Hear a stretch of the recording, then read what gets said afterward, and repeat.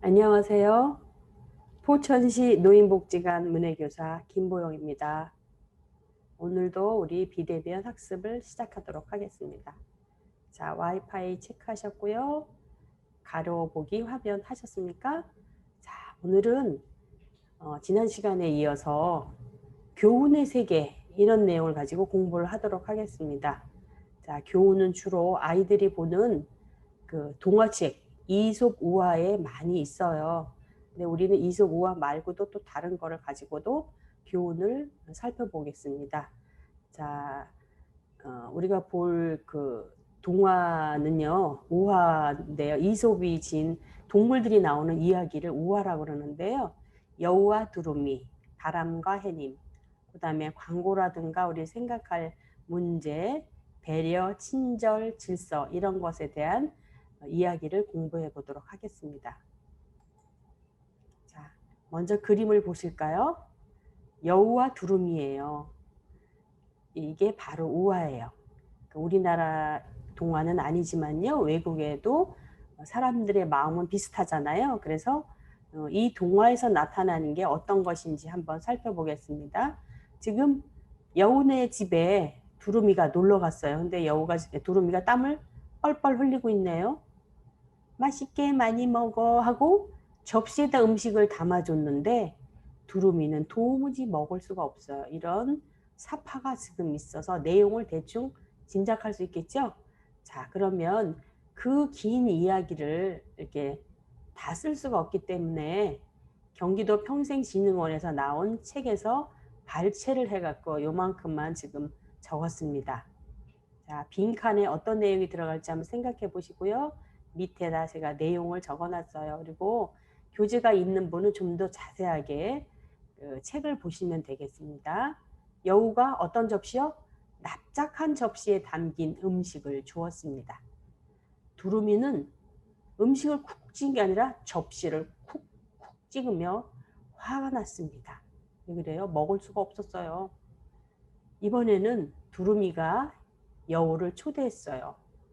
두루미가 긴 병에 음식을 담아 주었습니다. 여우는 음식을 먹을 수 없게 되자 화를 냈습니다. 자기 입은 이렇게 넓적하고 이렇게 접시가 알맞은데 뾰족한 병을 주니까 아무리 맛있는 게 있어도 먹을 수가 없었어요. 그래서 서로 이렇게 줄 때는 되게 화가 났어요. 여우가 납작한 접시를 줄 때는 두루미가 화가 나고, 두루미가 긴 병에다 음식을 주니까 여우가 화가 났어요. 그렇지만 납작한 접시를 준 여우, 이미 주었죠? 아까 먼저 초대를 했잖아요. 준 여우는 어떻게 됐어요? 반성하였습니다.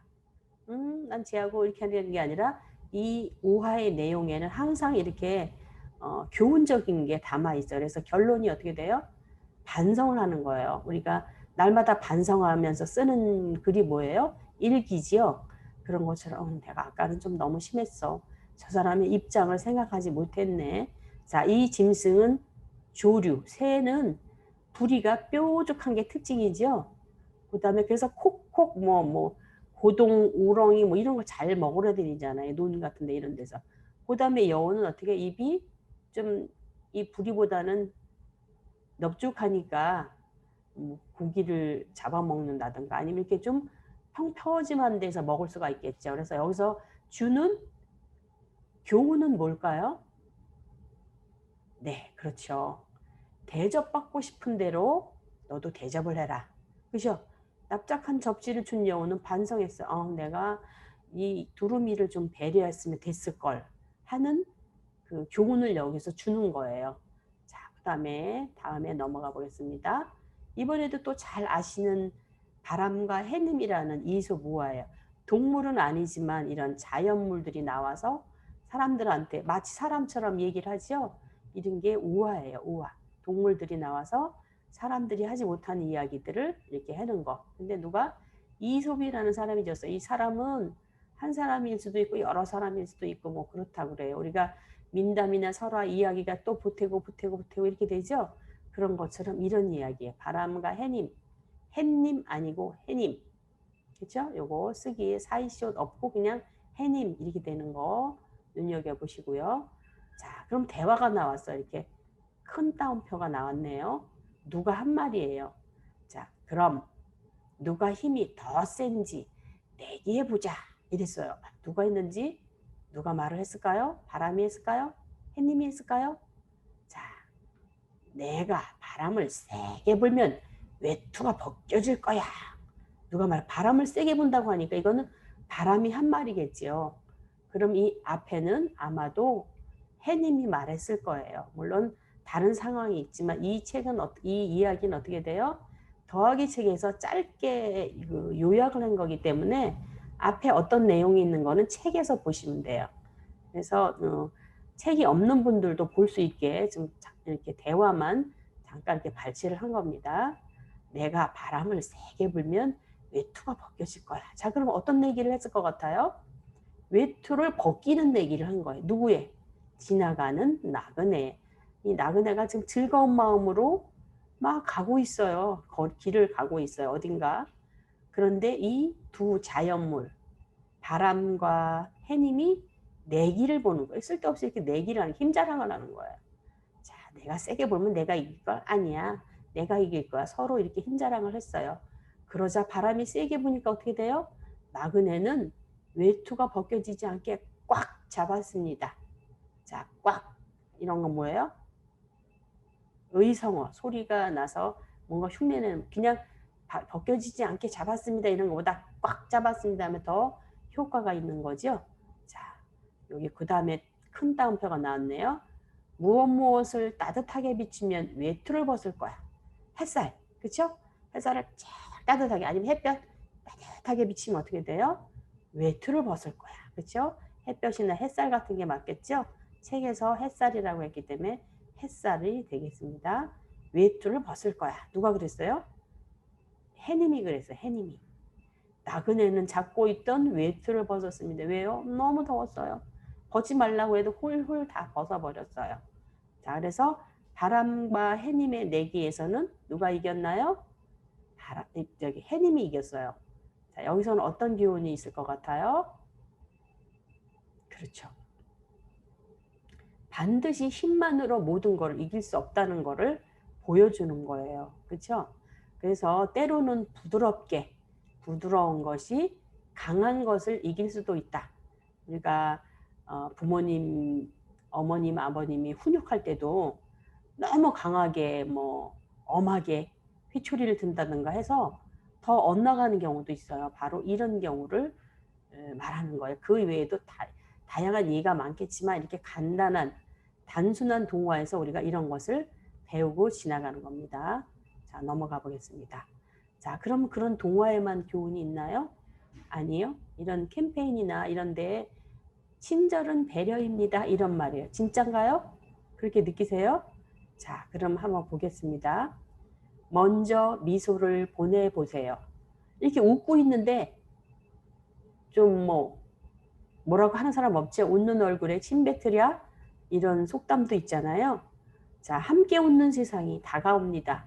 정말 누구나 너나 다 같이 웃으면 얼마나 행복하겠어요. 요새 코로나 때문에 좀 많이 이렇게 우리도 이렇게 온라인 비대면 수업을 하고 있지만 웃지 못하는 상황이 많이 있지요. 그런데 어떻게 해요? 내가 먼저 미소를 보내고 좀 더 협조하고 배려를 해주면 나도 모르게 웃게 돼요. 그렇죠? 아이들 천진난만한 그 모습을 보면서 우리가 웃잖아요. 이런 게 바로 친절이에요. 친절, 배려. 아주 순수한 이런 거. 남을 먼저 배려하는 표현이 친절입니다. 어떻게 해요? 남을 배려하면 친절해. 그래서 마스크 쓰라고 그러는데 안 쓰면 그거는 배려일까요? 아니죠. 내가 좀 답답해요. 그렇지만 어떻게 해요? 이 마스크를 씀으로 인해서 상대방도 또 나도 보호하는 그런 거죠. 그래서 이런 것이 바로 배려예요. 모이지 말라 그랬는데 굳이 모인다든가 좀 이런 거 답답하지만 이런 거를 잘 참아내고 양보하고 이런 것들이 배려입니다. 이런 거를 지금 한번 되새겨 보셨고요. 그 다음에 양보라는 것도 있어요. 양보는 그냥 단순한 양보가 아니라 질서예요. 질서는 어떤가요? 편리해요. 우리 아까 산수도 그냥 주먹구구로 막 하는 것보다 뭐 이렇게 규칙을 세웠죠. 받아 올려주고 내려주고. 그게 삶에서 나오는 그런 거를 발견하는 거. 그런 질서가 있어야 돼. 규칙. 우리 국어를 배운다든가 영어를 말을 배운다든가 이런 거는 다 일종의 질서예요. 질서. 이 사회 법 이런 것만 질서가 아니에요. 약속이거든요. 그래서 이런 양보하는 미덕은 질서를 유지하는 힘입니다. 질서는 사람과 사회를 건강하게 만드는 힘입니다. 우리가 신호등이 있는데 막 무시하고 건너가요. 그러면 무질서하게 되죠. 사고가 막 여기저기 막 나요. 그런데 어떤 질서, 규칙을 만들어서 여기는 빨간불일 때, 파란불일 때 뭐 이렇게 해서 다 있잖아요. 그리고 무슨 구역, 실버존, 무슨 어린이 보호 이렇게 뭔가를 규칙을 만들어 놓은 건 왜 그래요? 편리하기 위해서. 그래서 질서는 사람과 사회를 건강하게 만드는 힘입니다. 질서를 지키는 것은 아름다운 행동입니다. 내가 좀 불편해요. 그렇지만 전 세계에 뭔가를 돌아가는 원활하게 건강하게 만드는 거. 그죠? 재활용, 리사이클 이런 것도 다 질서의 일종이에요. 그래서 이런 일상생활에서도 교훈을 얻을 수 있다. 이런 거를 지금 배우신 거고요. 자, 그 다음에 이거는 공익광고 포스터예요. 뭔가 물건을 팔거나 뭘 하려면 광고를 해야 되죠. 근데 이거는 그게 아니에요. 우리 사람 여러분 서로 양보합시다, 배려합시다는 공익을 위한 광고 포스터예요. 포스터가 뭐예요? 이렇게 그림처럼 이렇게 게시해 놓고 사람들로 하여금 눈에 띄게 보고 느끼게 해주는 게 바로 포스터. 불조심 포스터, 산에 나무 심자 포스터 여러 가지가 있죠. 그런 거예요. 지금 딱 어떤 걸 느껴지나요? 둘 다 서로 당기고 있어요. 문이 열릴까요? 안 열려요. 이 사람은 와이셔츠를 입었네요. 아무래도 이 광고를 찍은 사람은 사무직이나 공무원이나 뭐 이런 사람을 나타낸 걸 것 같아요. 그 다음에 이쪽에는 뭐예요? 장갑을 끼고 있죠? 일을 하거나 노동자나 그래서 이런 말을 뭐라 그래요? 화이트 칼라, 뭐 블루 칼라 여러 가지 이렇게 화이트 하면 사무실에 대면서 그래서 서로 양보하지 않아. 우리가 더 우월해, 너네가 우월해, 갑을 이런 관계에서는 서로 열리지가 않아요. 그래 이번엔 너 한번, 이번엔 나 한번 해야지 서로 열리죠. 이건 뭐예요? 양보를 그렇죠. 양보를 이끌어내는 그런 포스터예요. 양보를 해야지 이 문이 열리는구나. 해결책이 열리는구나. 이런 거를 볼 수 있습니다. 자, 그러면 우리가 본 우화는 아까 2개밖에 없었어요. 그래서 너무 적어서 우리가 흔히 알고 있는 손자, 손녀들한테 전해줬거나 우리가 들었던 TV를 통해서 봤던 동화를 한번 살펴보겠습니다. 벌거숭이 임금님 들어보셨나요? 너무 옷 갈아입고 치장하는 걸 좋아하는 임금님이 있었는데 어떻게 돼요? 옷을 날마다 갈아입으니까 먼 나라에서 그 옷을 만드는 기술자들이 와요. 그래서 임금님한테 갖은 아첨을 다해서 결국은 어떻게 돼요? 벌거숭이인 채로 도시를 이렇게 행진하고 활보를 하게 하죠. 그런데 어떻게 돼요? 아이들이 어머 저게 뭐 아우 임금님 이거는 마음이 나쁜 사람은 보이지 않는 옷입니다. 이러니까 난 마음이 좋아하고 체면치레를 하고 임금님이 행진하다가 그만 아이들이 하하하 저게 뭐야? 임금님은 벌거숭이야 하고 조롱을 하지요. 바로 그런 동화고요. 아기 돼지 삼형제는 어떤가요? 돼지 삼형제가 이제 독립을 하려고 부모 곁을 떠나지요. 그래서 첫 번째 돼지는 아주 너무너무 쉽게 지푸라기를 얻어서 집을 지었어요. 두 번째 돼지는 통나무를 쉽게 얻을 수 있는 통나무를 얻어서 집을 지었어요. 세 번째 돼지는 어떻게 좀 늦더라도 튼튼하게 벽돌로 집을 지었어요. 그런데 배가 고픈 늑대가 아기 돼지를 삼형제를 잡아먹으려 가보니까 지푸라기 지금은 너무 거슬려서 금세 푹 하고 불어서 날려보냈죠. 통나무집도 쾅 하고 날려보냈어요. 그런데 벽돌집은 너무 튼튼해서 날려버릴 수가 없었다 하는 동화예요. 자, 별주부, 토끼의 간이라고 많이 들어보셨죠? 용왕님이 병이 나서 육지에 사는 이렇게 토끼라는 짐승을 보여주면서 이런 짐승의 간을 갖고 오라 그래갖고 이 별주부가 토끼를 데리고 용궁으로 갔더니 알고 보니까 자기 간을 달라니까 토끼가 꾀를 내서 저기 육지에다 나는 말리고 왔다고 그러지요. 그래서 별주부가 따라갔지만 토끼가 용용 죽겠지. 이 별주부야, 욕심 많은 별주부야 이러고 달아나 꽤 많은 토끼의 이야기. 그게 바로 별주부예요. 별주부는 누구요? 거북이. 그 다음에 토끼와 거북이의 경주. 우리 흔히 많이 알죠?